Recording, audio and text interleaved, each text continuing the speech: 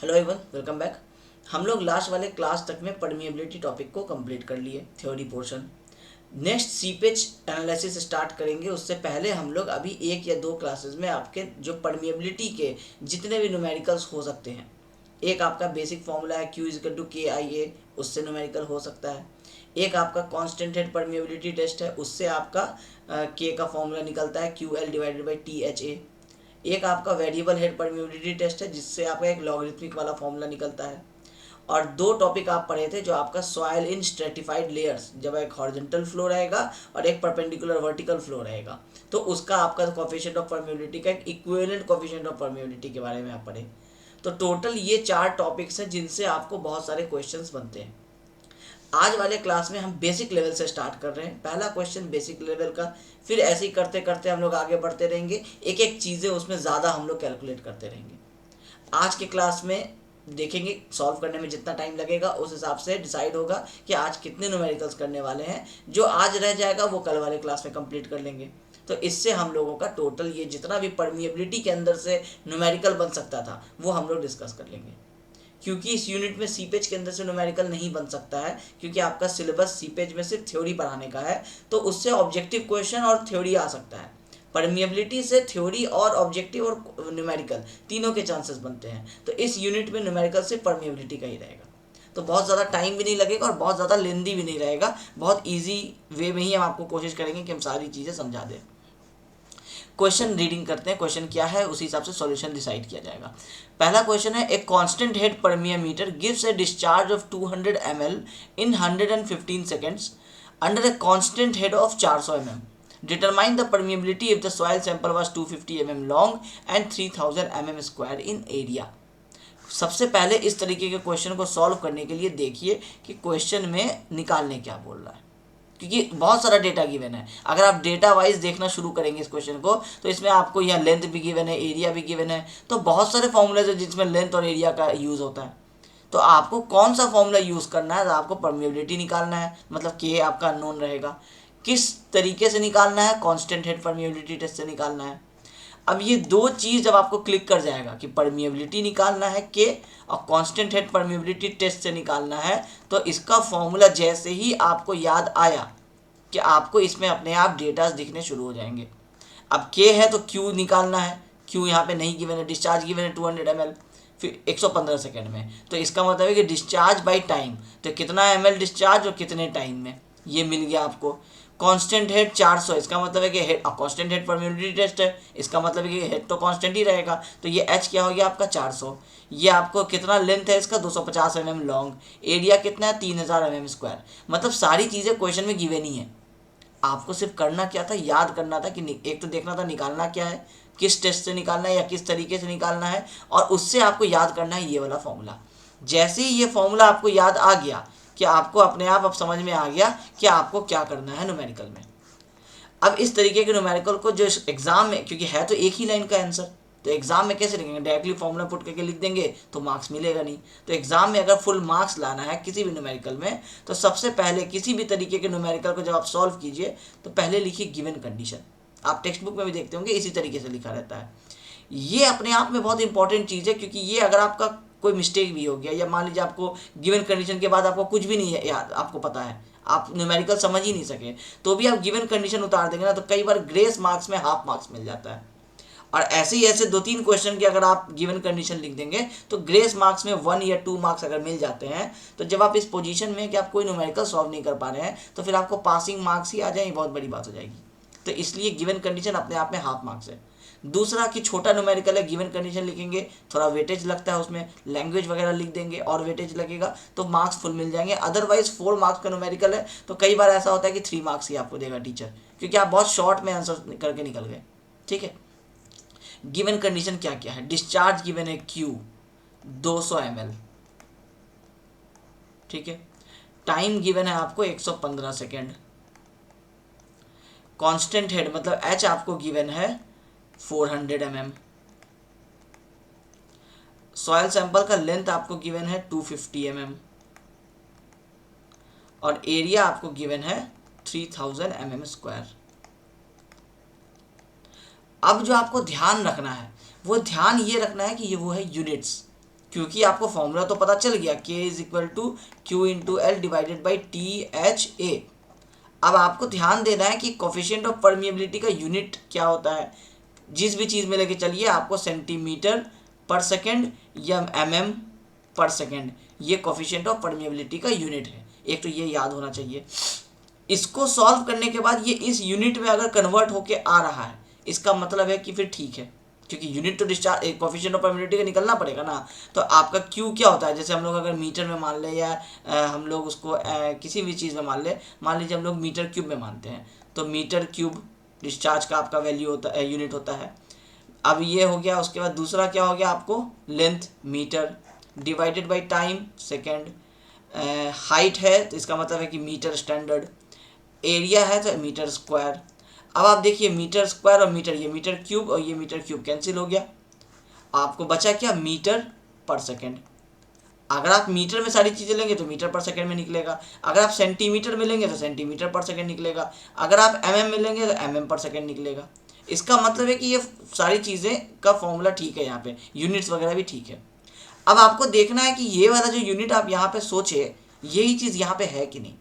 Area mm square में है, कोई बात नहीं, लेंथ भी mm में है, तो अब आपको समझ में आ गया कि mm में आंसर निकालेंगे। क्योंकि यहाँ पे कुछ बोल नहीं रहा है, ये भी बोल सकता था determine the permeability in centimetre per second बोल सकता था क्वेश्चन में, जानबूझ करके नहीं पूछा है। तो आपकी मर्जी, आप जिसमें चाहे निकाल सकते हैं। तो जब सब चीज़ें mm में दिख रही हैं तो कोशिश कीजिए कि mm और सेकेंड ज़्यादा है तो mm पर सेकेंड में ही निकालिए। अब डिस्चार्ज गिवन है 200 ml, अब 200 ml दे दिया है आपको। अब आप डिस्चार्ज किस में लेते हैं, metre cube, centimetre cube, mm cube, इसी तरीके से लेते हैं ना।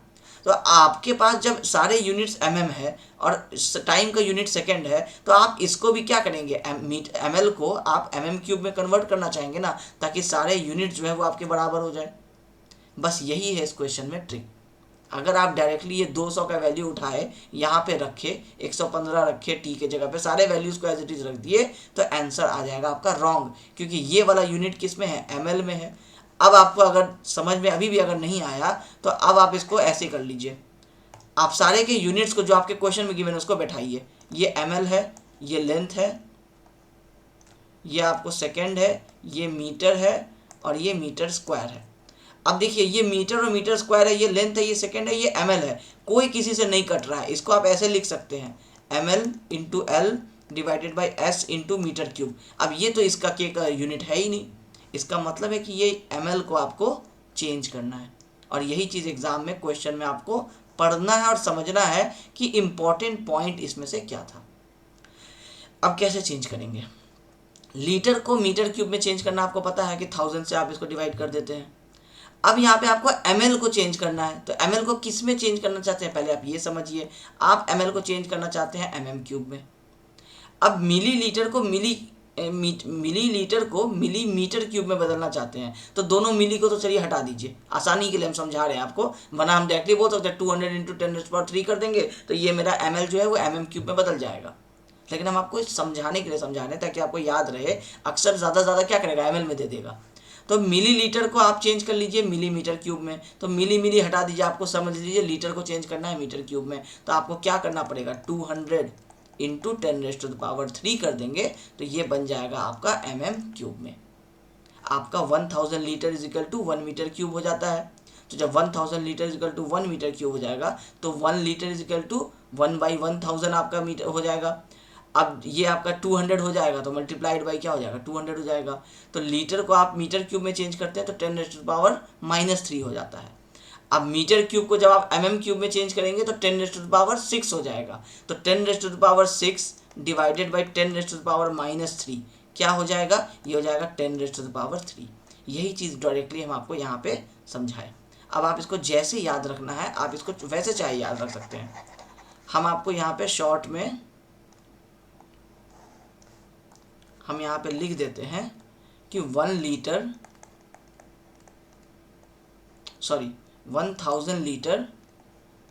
Is equal to 1 metre cube. तो 1 litre is equal to 1/10⁻³ metre cube. तो 200 litre is equal to 1/10⁻³ into 200 metre cube. ये स्टैंडर्ड तरीका है लीटर को मीटर क्यूब में कन्वर्ट करने का। अब क्योंकि आपको चाहिए mm³ में, तो अब आपका ये वाला तो काम हो गया, आंसर ये आ गया। तो 200 इंटू 1/10⁻³ है। और अब यूनिट को चेंज कर दीजिए, अब मीटर क्यूब को mm³ में बनाना है, तो 10⁻6 हो जाएगा। तो 10⁻3 से ये कट के क्या बच जाएगा, 10⁻3 रह जाएगा। तो आंसर कितना हो जाएगा, 200 इंटू 10⁻3 mm³। अब आपका यूनिट कन्वर्ट हो गया सारा, mm³ सेकेंड, mm स्क्वायर। अब आप यहाँ पे लिखिए, ये हो गया आपका गिवन कंडीशन सारा। अभी आपका सॉल्यूशन आप सिर्फ एक ये स्टेप निकाले हैं। अब यहाँ पे लिखिए सिंस वी नो, ये स्टैंडर्ड तरीका है, ये सारी चीज़ें करेंगे, न्यूमेरिकल में भी कहीं मार्क्स नहीं कटेगा। Since we know in constant head permeability test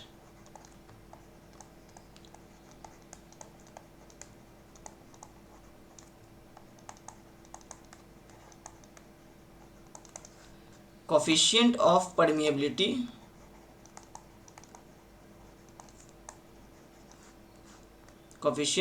permeability फिर उसका लिखिए, इसका क्या नाम देते हैं आप, इसको के बोलते हैं। तो coefficient of permeability K is equal to Q into L divided by T H A. अब यहाँ अगर एच लिखे हैं तो यहाँ स्मॉल एच लिखिए, यहाँ कैपिटल एच लिखिए तो यहाँ कैपिटल एच लिखिए, ये सब चीज़ ध्यान रखिएगा। अब ये चीज़ जब आप लिख दिए तो फिर आप इसका यहाँ लिखिए सॉल्यूशन, देयरफॉर के इज इक्वल टू, अब सारे का वैल्यू पुट कर दीजिए, 200 इंटू 10⁻³ इंटू एल का वैल्यू था 250 mm डिवाइडेड बाई टी था आपका 115 सेकेंड, एच था आपका 400 mm और एरिया था आपका mm यहाँ लिख दिए, इसको हटा देते हैं, 400, एरिया है आपका 3000। इस पूरे को सॉल्व कीजिए, ये आ जाएगा 0.362 mm पर सेकेंड। यही है आपका फाइनल आंसर। एक लाइन का आंसर है, लेकिन आप देखिए कि इसमें क्या कर दिया, थोड़ा सा ट्रिक कर दिया उस चीज़ को। आप यूनिट कन्वर्जन समझ में आना चाहिए। यूनिट कन्वर्जन के लिए हम ये वाला चीज़ यहाँ पे आपको लिख दिए सॉल्यूशन, ये नोट्स में आपको इसमें रहेगा, आपको पीडीएफ में। फिर आपको डायरेक्टली आप लिख सकते थे K is equal to we know K is equal to Q L divide by T H A. अब यहाँ पे आप क्योंकि Q L T H A सब लिख दिए हैं, आप चाहें तो इसको भी एक्सपैंड करके लिखिए, क्योंकि यहाँ तो लिखा है ना डिस्चार्ज, तो आप यहाँ पे लिखिए डिस्चार्ज कॉमा क्यू। हम इस चीज़ को थोड़ा सा अब हम इसको डेकोरेट कर देते हैं, क्योंकि है ये आंसर आपका करेक्ट, लेकिन क्योंकि कहीं से कोई चांस ना बन जाए मार्क्स डिडक्ट होने का, तो इसलिए हम आपको एक तरीका बता रहे हैं कि इसको किस तरीके से और लिखा जा सकता है। डिस्चार्ज गिवन कंडीशन में इस तरीके से लिखिए, discharge comma Q is equal to इतना, उसके बाद लिखिए time comma T is equal to 115 second, उसके बाद हेड कॉमा, इसको आप स्मॉल एच बोल रहे हैं तो 400 mm, उसके बाद soil length of soil sample, तो यहाँ से लिखते हैं length of soil sample comma, इसको आप क्या बोले एल। तो जो जो चीज़ आप यूज़ कर रहे हैं सबका आप क्या किए, नाम बता दिए। क्यू क्या हुआ, डिस्चार्ज हुआ, टी क्या हुआ, टाइम हुआ, एच क्या है, हेड है। एग्जामिनर को तो सब पता है, आपको बताना पड़ेगा एग्जामिनर को कि आपको पता है, तो इस तरीके से आप इसको लिखेंगे। उसके बाद area comma A equal to ये। अब आप यहाँ पे जब, क्योंकि आप यहाँ पे Q L T H a formula में रखे हैं, और क्योंकि आप अगर यहाँ पे ये नहीं बताते तो ये सारे टर्म्स क्या होते हैं, अननोन रह जाते। बहुत लोग डिस्चार्ज को क्यू की जगह पे कुछ और भी लिख सकते हैं, बहुत लोग आपको इसको हेड को स्मॉल एच की जगह पे कैपिटल एच भी लिख सकते हैं। तो जो आप डिफाइन कर रहे हैं वही आप यहाँ यूज़ कर रहे हैं। अब ये न्यूमेरिकल परफेक्ट हो गया, अब ये आपको मार्क्स गेन करा सकता है। ठीक है, ये हो गया मेरा पहला न्यूमेरिकल। अब सेकेंड न्यूमेरिकल क्या कह रहा है, इन a constant head permeameter diameter of soil sample was 4 cm, length was 14 cm, under a constant head of 25 cm, the discharge was found to be 80 cc in 10 minutes, determine the coefficient of permeability। Same question है जैसे last वाला था, constant head permeability test है, determine the coefficient of permeability है, आपको पता है कि QL डिवाइड बाई TH है, फिर से लगाना है।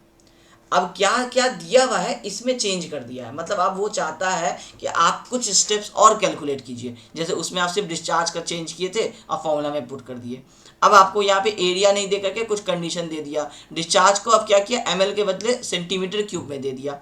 अब आपको वो बोल रहा है determine the coefficient of permeability, तो सारे यूनिट्स को पढ़िए, जो जिस यूनिट में ज़्यादा दिख रहा है उसी यूनिट में कन्वर्ट कर लेंगे। अब इसको भी अब ज़्यादा एक्सप्लेन करने की जरूरत तो पड़ेगी नहीं। अब हम सबसे पहले यहाँ पे गिवन कंडीशन लिख देते हैं। अब आपको ये समझ में आ गया कि गिवन कंडीशन में हम लोग क्या एक्सप्लेन करने वाले हैं। सबसे पहले हम लोग लिखेंगे diameter of soil sample.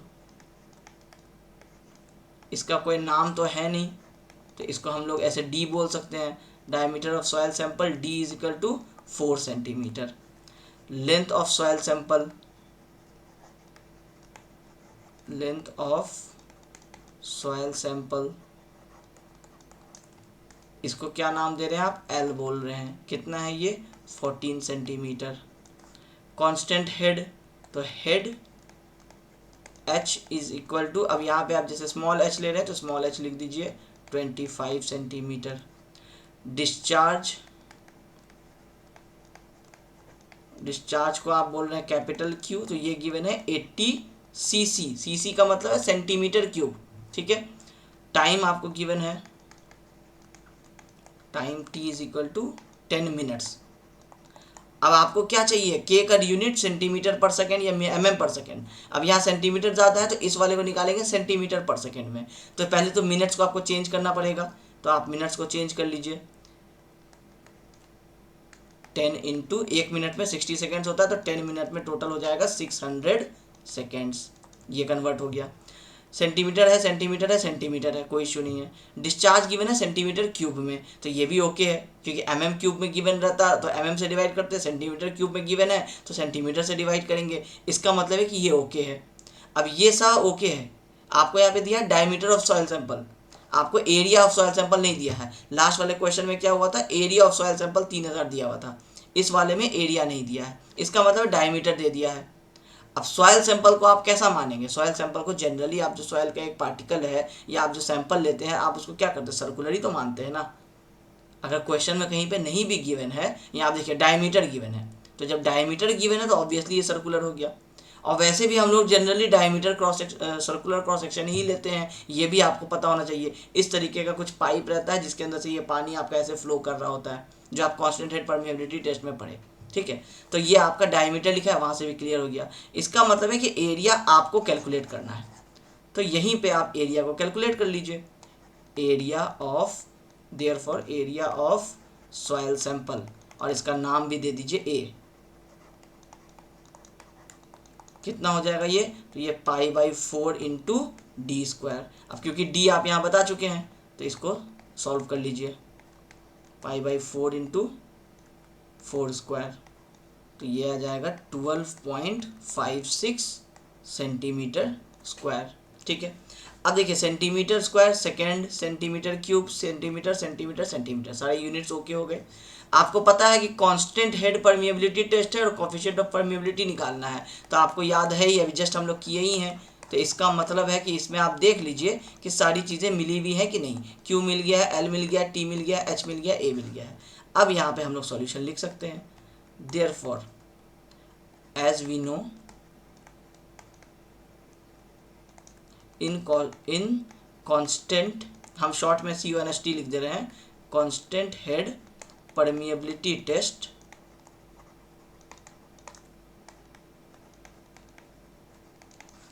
K is equal to QL divided by THA is equal to, Q का वैल्यू है 80, L का वैल्यू है आपका 14 सेंटीमीटर डिवाइडेड बाई T है आपका 600 सेकेंड्स में रखना है, H है आपका 25 सेंटीमीटर और एरिया है आपका 12.56। इसको सॉल्व कीजिएगा तो ये आ जाएगा 5.94 इंटू 10⁻³ सेंटीमीटर पर सेकेंड। अब किस में निकालना है ये वो बोला नहीं, तो हम लोग यूनिट्स डिसाइड किए। अब आप चाहे तो सेंटीमीटर पर सेकेंड में रहने दीजिए, आप चाहे तो इसको सॉल्व कर लीजिए मैथमेटिकली और आप mm पर सेकेंड में भी निकाल सकते हैं।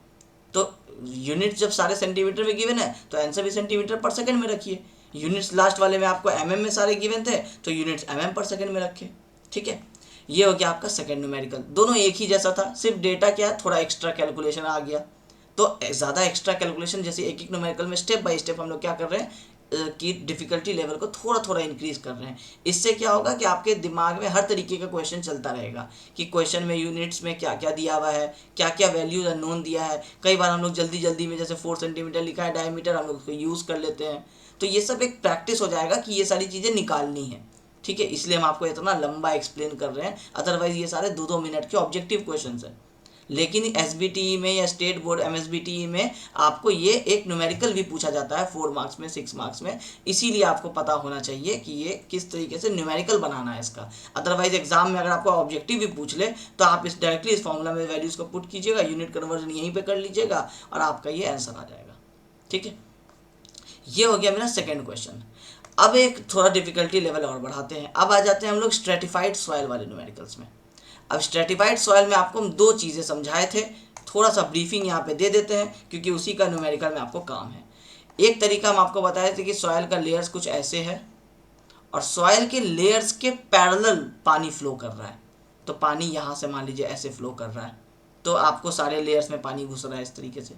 दूसरा तरीका हो सकता है कि सॉइल का लेयर्स कुछ ऐसा है और लेयर्स के परपेंडिकुलर आपको पानी फ्लो कर रहा है, तो ये कुछ ऐसा है। तो ये 2 अलग अलग लेयर्स हैं। इसी को बोला जाता है, ये जो इसको हम लोग बोल रहे हैं यहाँ कि ये जिसको हम लोग यहाँ पे पैरेलल बोल रहे हैं और इसको परपेंडिकुलर बोल रहे हैं, ये स्टैंडर्ड तरीका है। क्योंकि आपको हम जब ये पढ़ाए थे तो हम आपको बताए थे कि इसी तरीके के एक सॉइल सैंपल को अगर हम ऐसा बना दें, मतलब ये स्ट्रेट एक लाइन, एक लेयर ऐसा, एक लेयर ऐसा और एक लेयर ऐसा, और यहाँ से पानी को फ्लो करा दें, तो ऑब्वियसली आपका फ्लो अभी क्या है, हॉरिजॉन्टल है। लेकिन कॉन्सेप्ट के हिसाब से ये फ्लो कैसा है, परपेंडिकुलर है।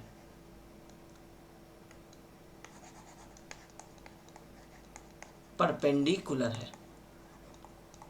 अब यहां भी परपेंडिकुलर फ्लो था, लेकिन यहां पे फ्लो कैसा है, वर्टिकल है। तो अगर आप सोचते हैं कि क्वेश्चन में अगर हॉरिजॉन्टल या वर्टिकल लिखा हुआ आ रहा है और आप बाय डिफॉल्ट मान के चल रहे हैं कि हॉरिजॉन्टल मतलब तो वो यही बोल रहा है, वर्टिकल मतलब तो वो यही बोल रहा है, लेकिन ऐसा भी तो हो सकता है, हॉरिजॉन्टल हो सकता है ऐसा हो, वर्टिकल हो सकता है आपको कि ये आपको इस तरीके से लेयर हो,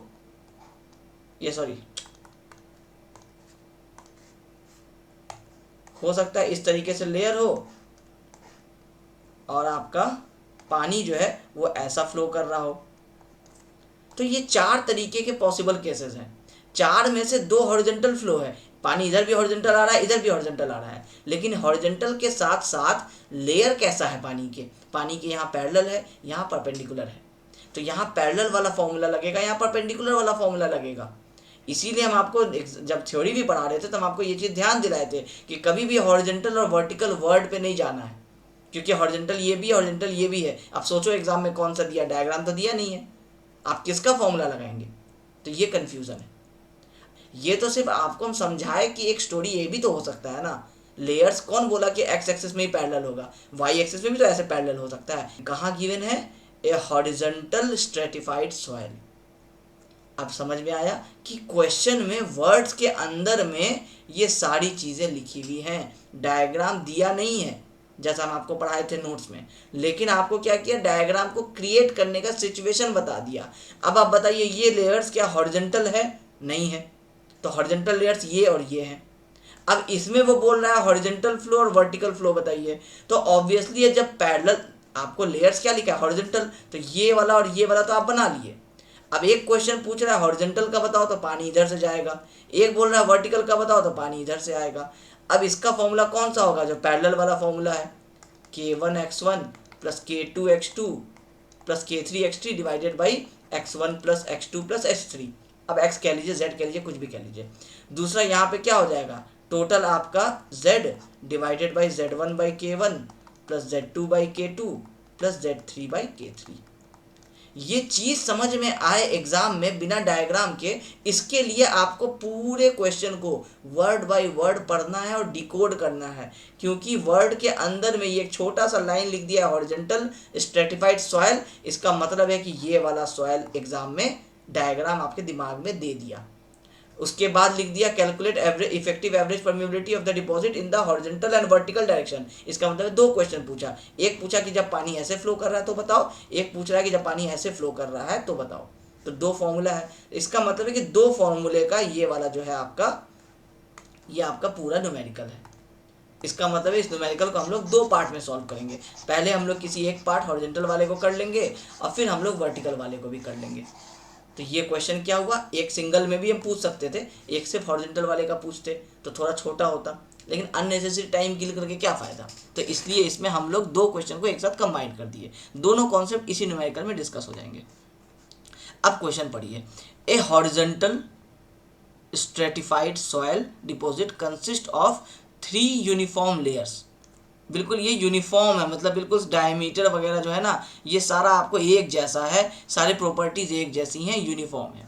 ताकि ऐसा नहीं है कि इसमें आपको कुछ डिफ़िकल्टी ज़्यादा है, इसमें डिफ़िकल्टी कम है, ऐसा नहीं है। सब में पानी फ्लो करेगा तो एक जैसा ही फ्लो करेगा, सिर्फ हाइट क्या है सबका अलग अलग है।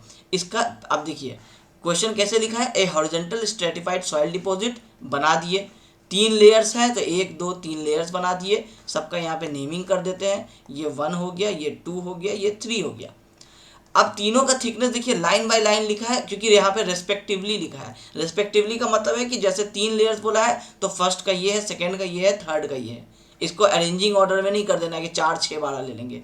पहला वाला 6 मीटर, दूसरा वाला 4 मीटर, तीसरा वाला 12 metre.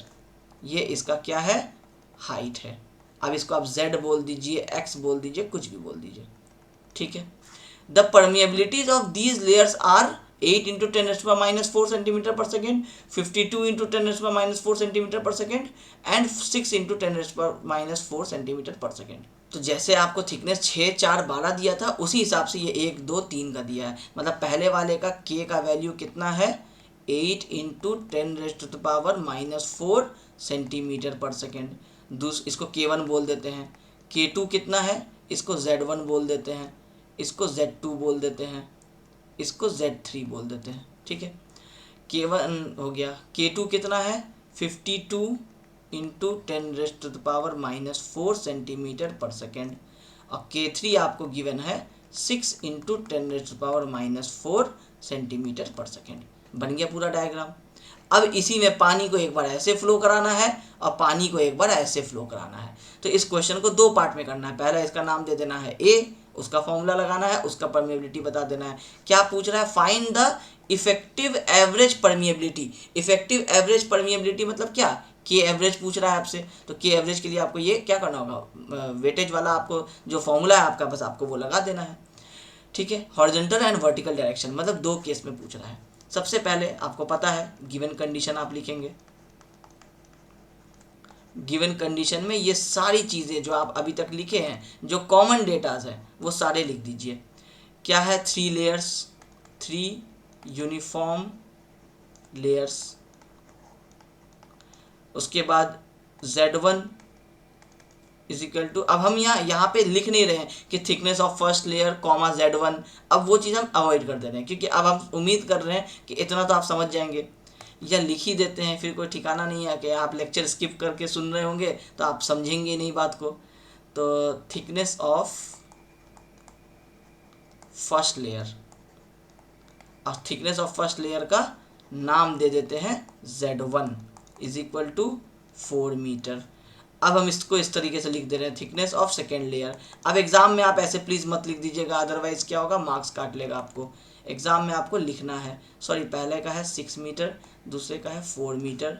Thickness of third layer comma Z3, सबका नाम बता दिए 12 मीटर। उसके बाद ये हो गया एक, ये दूसरा, ये आ गया तीसरा कि coefficient of permeability, coefficient of permeability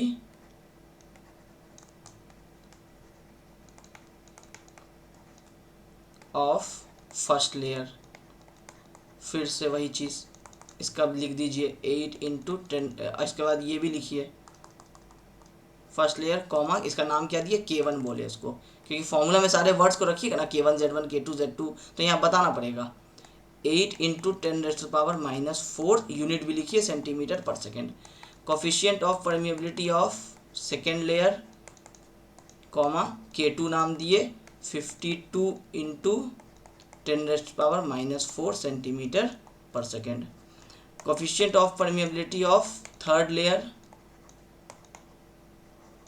इसका नाम क्या दिए K3 दिए, ये कितना है 6 इंटू 10⁻⁻⁴ सेंटीमीटर पर सेकेंड।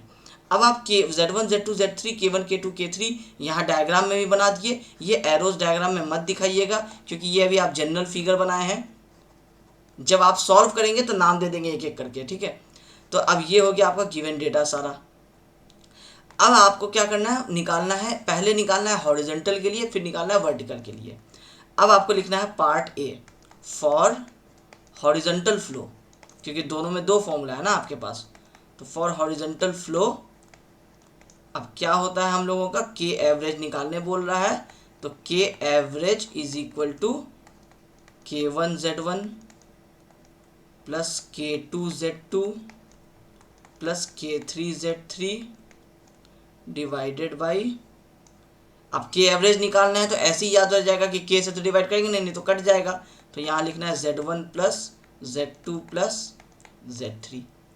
अब यहीं पे आप तीनों का सबका वैल्यू पुट कर दीजिए। K1 का वैल्यू है 8 इंटू, कलर चेंज कर देते हैं, 8 इंटू 10, अब यूनिट देखिए ये सारे मीटर्स में है, ये सारे सेंटीमीटर पर सेकेंड में है, निकालना किस में बेटर रहेगा, सेंटीमीटर पर सेकेंड में, सारे मीटर वाले को सेंटीमीटर में चेंज कर लीजिए। ये हो जाएगा 6 metre is equal to 600 centimetre, 4 metre is equal to 400 centimetre, 12 metre is equal to 1200 centimetre. तो आ गया, तो 8 इंटू 10⁻⁴ K1 इंटू Z1 है 600 प्लस K2 है आपका 52 इंटू 10⁻⁴ इंटू Z2 है आपका 400 प्लस K3 है आपका 6 into 10⁻⁴ into 1200 whole divided by Z1 plus Z2 plus Z3, Z1 plus Z2 plus Z3 इस तरीके से लिख दीजिए ब्रेक करके, बाद में सॉल्व कर लीजिएगा कैलकुलेटर में। 600 प्लस 400 प्लस 1200। अब इस सारे को जब आप सॉल्व कीजिएगा तो क्या निकल करके आएगा, के एवरेज निकल करके आएगा, तो ये आ जाएगा 14.909 या 14.91 भी लिख सकते हैं, इंटू 10⁻⁻⁴, यूनिट क्या हो जाएगा सेंटीमीटर पर सेकेंड।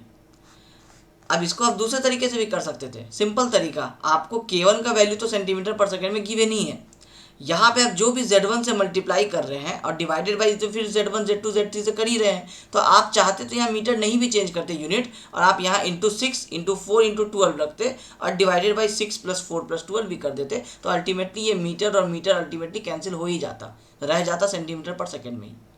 आसानी से सुविधा के लिए करने के लिए हम इजी तरीके में ये किए हैं। आपको जब ये कॉन्सेप्ट वैसे समझ में आ जाएगा तो आप इतना चेंज ही नहीं करेंगे, आप डायरेक्टली इसको रखेंगे वैल्यू, आपका यही वाला वैल्यू निकल के आएगा। तो ये आ जाएगा 14.91। ये किसके लिए आया, हॉरिजॉन्टल फ्लो के लिए। अब आपका दूसरा केस क्या है, for vertical flow.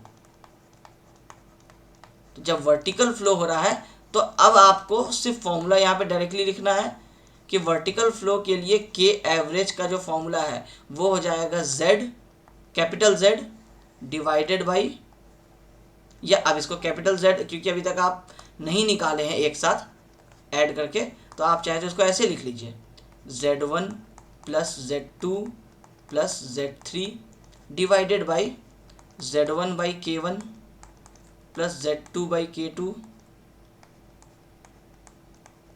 Plus Z3 by K3।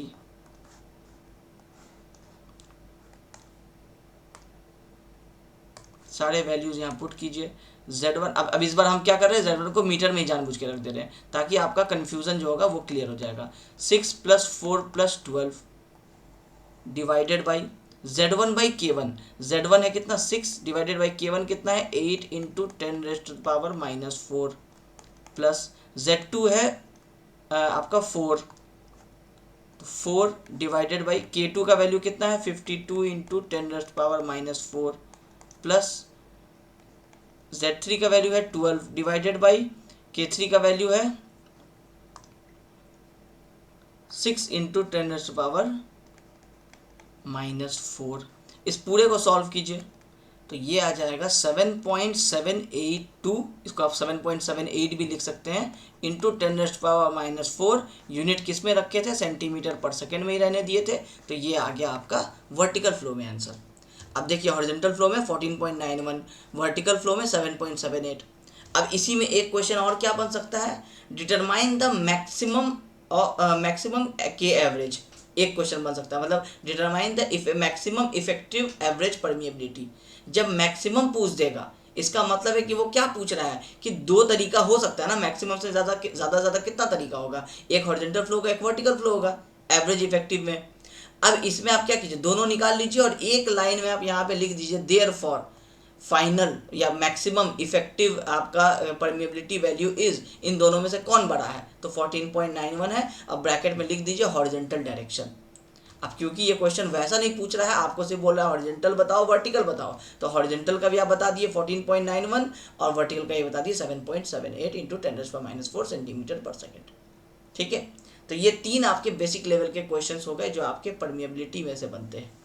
अब नेक्स्ट वाले क्लास में हम कोशिश करेंगे कि थोड़ा और डिफिकल्ट टाइप के न्यूमेरिकल्स लेकर के आएँ।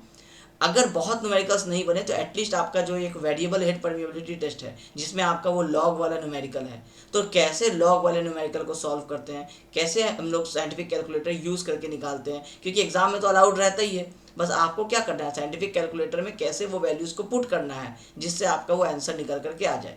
बस यही इसी चीज़ का आपको प्रैक्टिस करना है और फॉर्मूला याद रखना है।